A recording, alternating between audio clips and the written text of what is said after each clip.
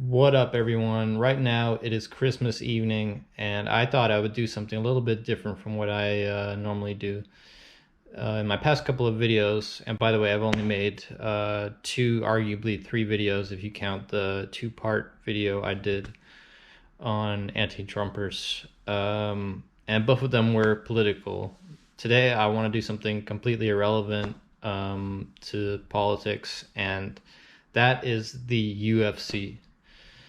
Since coronavirus hit, the one sport that has really been picking up the slack from all the other sports is the UFC, the Ultimate Fighting Championship. And I think it is the one sport that has stayed true to its roots. It's it's never been about PC culture. It's never given into the Black Lives Matter. Oh shit, now I made it political. Oh no. Um, but regardless, I think everyone should give Dana White credit for keeping it, allowing everybody to say what's on their mind. It doesn't matter if you supported Black Lives Matter or not, like Tyron Woodley did, or you supported Trump like Colby Covington did. You're still given a chance to say whatever's on your mind when you're in the UFC, and I really respect that. And then on top of that, like the amount of events the UFC did is just amazing. Like every weekend they would have a fight night or a main event. That's why at the beginning of March I've gone from not knowing anything about the UFC to knowing a fair bit about fighting, even though I've never trained MMA or anything. Like I feel like I've gained a lot of knowledge about striking, about reach advantage, height advantage, stuff like that. And yeah, so I thought I would share my top five fights of this year. And with each fight, I'll explain why I chose that fight. And I'll also give a few honorable mentions that didn't make the list. And I'll give my reasons why. So yeah, I really hope you enjoy my top five fights, and as well as the honorable mentions. And if you disagree with any of them, do comment down below. Before we get started into my favorite fights of the year, I would like to just point out a few honorable mentions. And before I do that, I just want to point out that I'm not sure about the legal ramifications of posting any footage from the UFC. So I'm going to be I'm going to take some caution here and make sure I don't post too much. I'm going to post as little as possible, but I will include a link in the description below to each and every fight so you can watch it there. My first honorable mention would have to be Sean Strickland's performance against Jack Marshman, which took place on Halloween during the Hall versus Silva Fight Night event. And the reason why I didn't pick this event as one of my top fights, even though I considered it, was because Sean Strickland really should have knocked out Jack Marshman. And instead it went to a decision when he could have, if he used a few more powerful shots, he could have really taken out Jack Marshman. However, he went on to knock out Brendan Allen just a few weeks later on November 15th.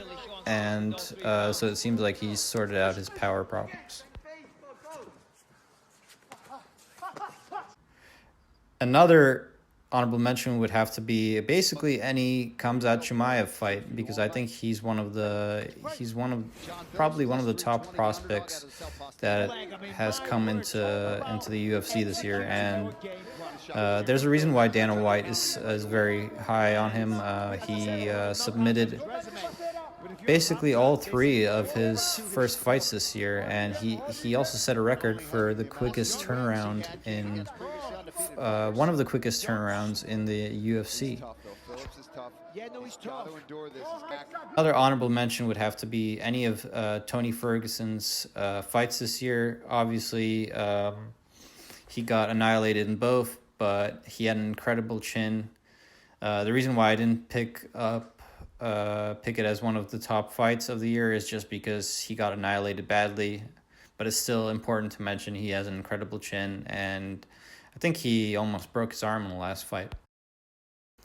Another honorable mention would definitely have to be Khabib and Gaethje, which took place at UFC 254. It was the main event, and The reason why I didn't pick it as one of the top fights is because I saw a lot of weaknesses in both the performance of both fighters. Khabib seems to have had no response to some of Justin Gaethje's shots. I was kind of weirded out by that. And then everyone said Gaethje's ground game was, unparalleled when it comes to American fighters. But guess what? Khabib still got him to the ground, and he actually had a couple different. He was about to go for an armbar, but instead, decided not to because he felt he was going to break Justin's arm. All right, and now for the top 5 fights of the year.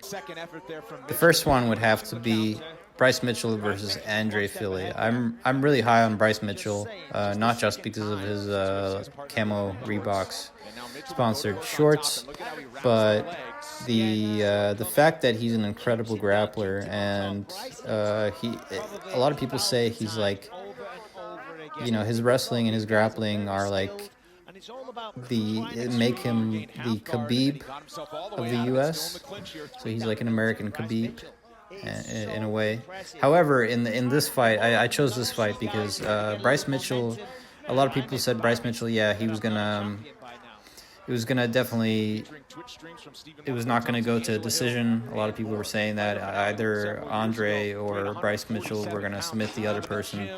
And Andre turned out to be quite a challenge for Bryce Mitchell. So it just, I feel it proved that Bryce Mitchell has a few weaknesses in his game, and therefore I'd like to see his progress after this and how he fights next year. And that's why it's good to watch this fight, just to show like maybe his development in the next coming years. But he's definitely a title contender, if anything. And I really want him to fight Grant Dawson for some reason. I think both of them they have amazing ground game, and I want to see them compete. Number 4 would have to be Gillian Robertson versus Taila Santos, which took place on December 19th, just a few days ago.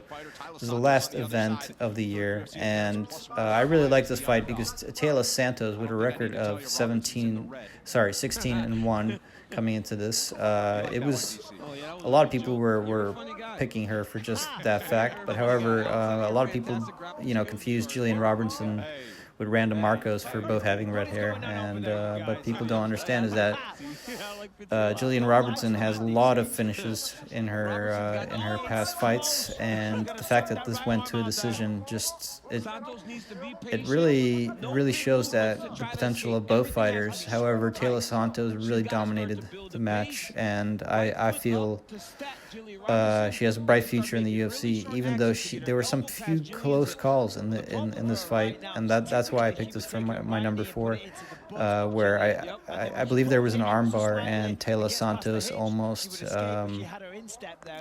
it's almost as if she broke her arm, like in a similar manner to Tony Ferguson. Top fight would have to be Michel Pereira versus Zelim Imadaev. I hope I pronounced those correctly. I probably butchered it, but I mean, what else can you say? The fight speaks for itself. It was a brilliant fight.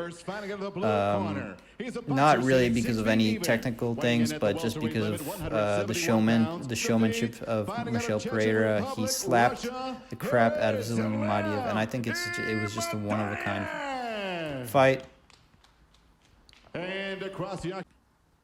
The fight that I think should take second place of the 5 best fights this year is Colby Covington versus Tyron Woodley, which took place on Sunday, the 20th of September. And the reason why is because it was extremely competitive.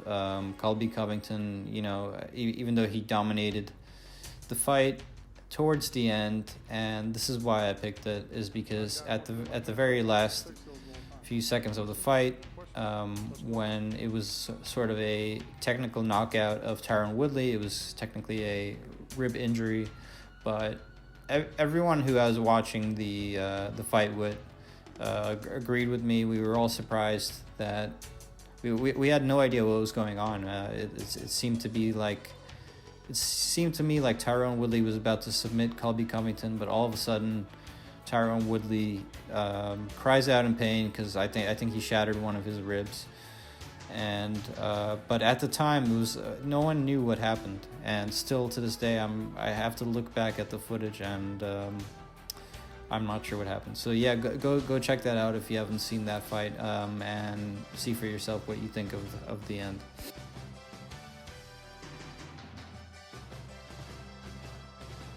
And finally, without further ado, what I think was the best fight of the year, and I'm sure a lot of people will agree with me for number one. It just has to be Dustin Poirier. Sorry if I butchered the pronunciation of his last name. Versus Dan Hooker. And that fight was just incredible. I thought like the competitiveness and the way they both tried to kill each other. You know, they went 5 rounds. It was very close. I felt like it almost went to Dan Hooker, but in the very end, I think it was round 5, if I remember correctly, where Dustin Poirier, he came back strong and he won the 5th round. So that's why, it has to be probably the best fight of the year. Just how bloody it was. It's just everything you want in a fight. But yeah, I hope you've enjoyed that. If you did, like the video and subscribe for more content like this. I've got a lot of topics I want to talk about. It's not just sports, not just politics. Anything that comes to my mind, I'll give my hot take, and I'll do whatever it takes to promote free speech, whatever, like talk about taboo topics and stuff like that.